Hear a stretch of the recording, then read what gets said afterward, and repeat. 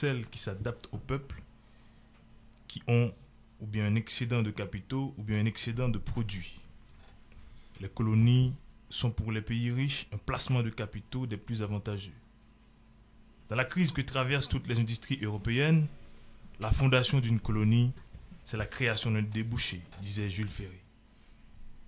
Mesdames, Messieurs, bonjour, bienvenue à ce 3e numéro d'Agoa. Bonjour. Bonjour. Bonjour Théophile. Bonjour, ça va? Bien. Bonjour, pour notre 3e numéro, nous sommes accompagnés de 2 invités. Tous 2 sont étudiants à l'Université de Cergy. Le premier, c'est Sosa. Il est étudiant en master en idées politiques anglophone, c'est ça? Exactement. D'origine du Nigeria. Et notre deuxième invité, c'est monsieur, que je regarde bien pour ne pas décorcher son nom, sinon il peut m'en vouloir. C'est monsieur Sidibé, étudiant en Master 2 en sciences du langage, parcours recherche et fondamentale et appliquée à l'analyse des discours politiques à l'Université également de Cergy, et ancien président de l'Association des étudiants maliens en Île-de-France. Alors, pour illustrer notre 3e numéro, notre analyse s'articule sur 3 thématiques les plus importantes qui ont fait l'actualité aujourd'hui. Nous allons notamment parler de la situation du Mali, la situation de Haïti, mais également essayer d'élaborer la théorie sur ce qu'on a souvent entendu, très souvent, qu'on appelle la théorie du grand remplacement, une théorie développée par un écrivain très connu, français d'ailleurs. Donc nous allons essayer de voir dans quel contexte se situe et comment on peut essayer d'analyser cette théorie qui semble aujourd'hui de plus en plus actualisée par rapport à la thématique actuelle due aux élections présidentielles en France. Pour commencer d'ailleurs, alors comment vont nos invités? Ah, ça va, moi. Spécialement, merci pour aujourd'hui. Alors, monsieur Sidibé, je pense que c'est la première fois que vous êtes invité sur ce plateau. Quelle est votre première impression avant que nous rentrons rapidement dans le vif du sujet? D'abord, j'aimerais vous remercier pour l'invitation. Et je suis très ravi d'être ici. Et je pense que les sujets que vous venez de présenter permettront à nos auditeurs de se situer par rapport à toutes ces thématiques. Donc je suis très content et voilà, bon débat. Alors, je rappelle que pour commencer, nous allons essayer de parler un peu de la situation du Mali. Nous savons que entre la dernière émission qui a eu lieu jeudi dernier et celle d'aujourd'hui, beaucoup de choses se sont passées, notamment les relations sont un peu tendues entre la France et le Mali. L'une passe par notamment la décision du colonel Goïta à demander à l'ambassadeur français au Mali de quitter le territoire dans les 72 heures qui suivent. Et nous allons essayer de discuter dans quel contexte on arrive à cette situation. Est-ce que le Mali peut en soi défendre son territoire sans l'aide technique et logistique des institutions internationales telles que la France, et dans quelles conditions va-t-elle négocier justement ce contrat militaire que je rappelle qui date depuis des années entre la France et le Mali, puisque comme on le sait, le Mali est une ancienne colonie française. Oui, Théophile, depuis plusieurs semaines, le ton monte entre ces 2 pays. On peut dire aujourd'hui le divorce entre Paris et Bamako s'accélère. Et depuis la déclaration, depuis ce communiqué des autorités maliennes qui demandent à l'ambassadeur français et M. Joël Meyer de quitter le territoire malien dans les 72 heures. Alors, on va dire c'est un cas inédit, rare même dans la politique africaine. Aujourd'hui, on va débattre ce sujet, on va parler du Mali avec notre invité qui n'est pas seulement étudiant, mais qui est aussi observateur politique dans son pays. Donc, on va aborder ce sujet avec lui. C'est également un militant, donc on va voir ça dans les prochaines minutes. Alors moi, je vais poser rapidement la première question, puisqu'on va rentrer très rapidement dans le vif du sujet.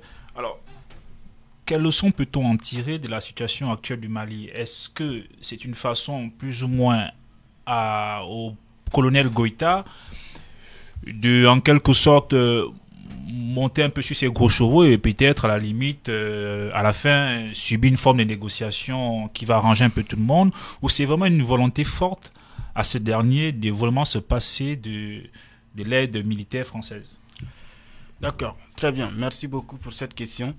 Je pense que avant, j'aimerais peut-être qu'on contextualise un peu tout cela.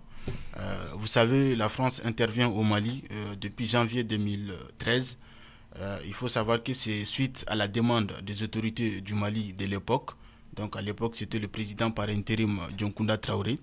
La France est intervenue et elle a libéré effectivement les deux régions sur les trois qui étaient occupées, sauf la troisième qui est à l'extrême nord, Kidal. Il faut comprendre que dès lors, les incompréhensions ont commencé. Mais toutefois, cette intervention s'est poursuivie sans grande difficulté. Et la première opération s'appelait Serval, donc en 2013. Et une année plus tard, donc en 2014, Serval s'est transformé en Barkhane. Et c'est là qu'il y a eu des accords de défense militaire entre le gouvernement du Mali et celui de France. Et il faut savoir aussi qu'il y a des dispositions de ces accords qui vont à l'encontre de la souveraineté nationale du Mali. Je pense qu'on va y revenir. Et donc, ces accords ont été signés en 2014. La coopération militaire a continué, mais sauf que sur le terrain, il n'y a pas eu de résultats concrets. Les attaques ont continué, des villages entiers sont massacrés, des femmes, des jeunes et des enfants sont tués. Et donc, finalement, la population s'est dit, la France intervient depuis tant nombre d'années, mais on ne voit pas de résultats concrets sur le terrain. Et ceci a conduit à des soulèvements populaires au Mali, des soulèvements qui se sont accentués à l'été 2020. Et donc, ce qui a conduit au coup d'État du 18 août 2020 contre le gouvernement d'Ibrahim Boubacar Keïta. Donc, ce coup d'État a été mené justement par le colonel Assimi Goïta. Et donc, après cela, ils ont mis en place des autorités de transition. Et donc, finalement, ce n'était pas Assimi Goïta qui dirigeait la transition, mais c'était plutôt un ancien militaire. On a fait appel à un ancien militaire du nom de Bandao qui a dirigé la transition, et Assimi Goïta était vice-président en charge des questions de défense et de sécurité. Mais sauf que cette transition a pris une autre trajectoire, et ce qui a conduit à un second coup d'État, donc ce que le président Macron appelle un coup d'État dans un coup d'État, en mai 2021. Et je pense que ceci a constitué un paradigme parce que lorsqu'il y a eu ce second coup d'État, la France a condamné fermement, ce qui n'était pas le cas avec le coup d'État d'août 2020. Et dès lors, on a commencé à constater que les relations commencent à être tendues entre le Mali et la France. Et aussi, il y a un nouveau paradigme qui est intervenu en juin 2021. C'est lorsque le président Macron a annoncé par voie de presse, c'est important de souligner, la réduction des effectifs de Barkhane, alors qu'il existe des canaux diplomatiques pour cela. Et donc le gouvernement du Mali n'a pas apprécié cette sortie du président français. Et le gouvernement du Mali, tel que le Premier ministre Choguel l'a dénoncé à la tribune des Nations Unies, s'est dit abandonné en plein vol par la France. Et il faut savoir aussi que cette sortie n'a pas du tout été appréciée par les autorités françaises qui ont réagi vigoureusement. Et à partir du moment où la France décide de réduire ses effectifs, eh bien, le Mali s'est dit il vaut mieux se tourner vers d'autres partenaires que la Russie. Et donc, je pense que c'est cela le début de l'embrouille. Mais on a vu également que ce gouvernement, il y a eu en France, dans les médias en tout cas, et ce débat où il y a des médias qui parlent de gouvernement, la junte militaire, et d'autres médias qui parlent du gouvernement de transition. Et doit-on dire maintenant, c'est un gouvernement de transition, ou doit-on parler d'une junte militaire qui a pris le pouvoir? Je pense que l'appellation junte, c'est surtout une guerre de communication. À mon avis, c'est une façon de saboter les autorités de transition. C'est aussi une façon de nier leur légitimité pour dire que c'est une junte. Parce qu'il faut savoir que certes, ces autorités... Donc il y a une bataille de légitimité. Il y a une bataille... Non, je ne pense pas qu'il y a une bataille de légitimité parce que la légitimité, c'est le peuple qui donne.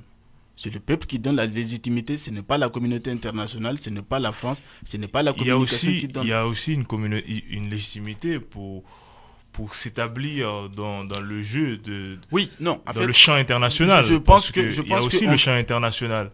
Parce qu'il y a l'institution internationale, il y a l'Union européenne. Donc si un gouvernement n'est pas légitime, ce gouvernement-là n'aura pas de représentants dans les institutions internationales, en tout cas. Non, ce que je veux vous dire, c'est que la légitimité du gouvernement du Mali ne vient pas des institutions internationales, ne vient pas de l'Union européenne, ne vient pas de l'Union africaine, mais vient du peuple du Mali. À travers des élections.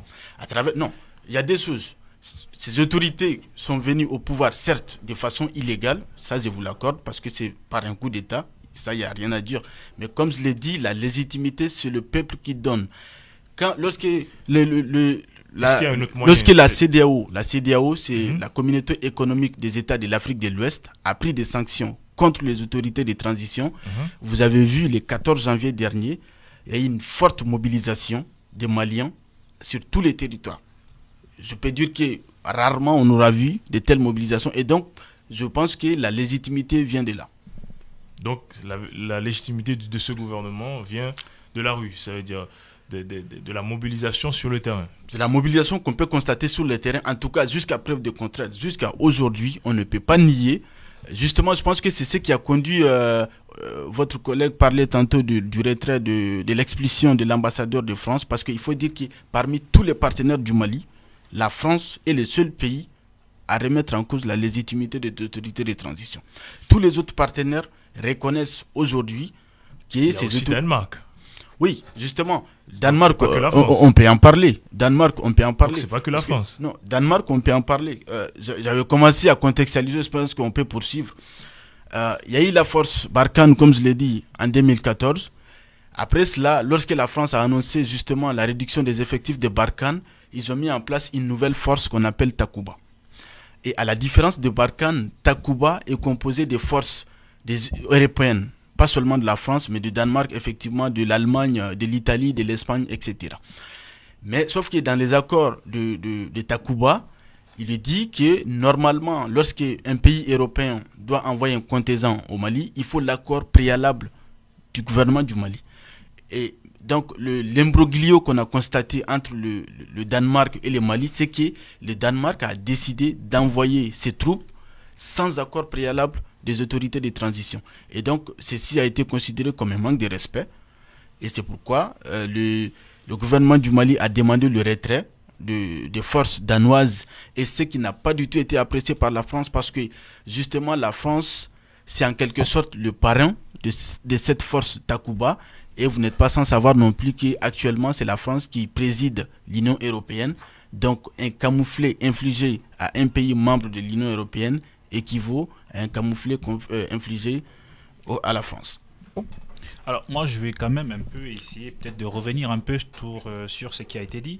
Il y a quand même des choses que je n'arrive pas à comprendre. La première chose que vous avez dit tout à l'heure, c'est que les accords qui ont été signés en 2014 se sont faits dans un déséquilibre qui ne respecte pas la constitution malienne. Mais comment ces accords ont pu être signés par des autorités maliennes alors qu'elles ne respectaient pas la constitution malienne? Ça, c'est la première question. La deuxième question, et là peut-être qu'on va jouer sur les jeux de mots, mais en même temps c'est important puisque nous sommes dans une émission et que, après tout, faisons un peu de la science politique ici, on va peut-être essayer de jouer sur les mots, mais les mots comptent, les mots ont un symbole.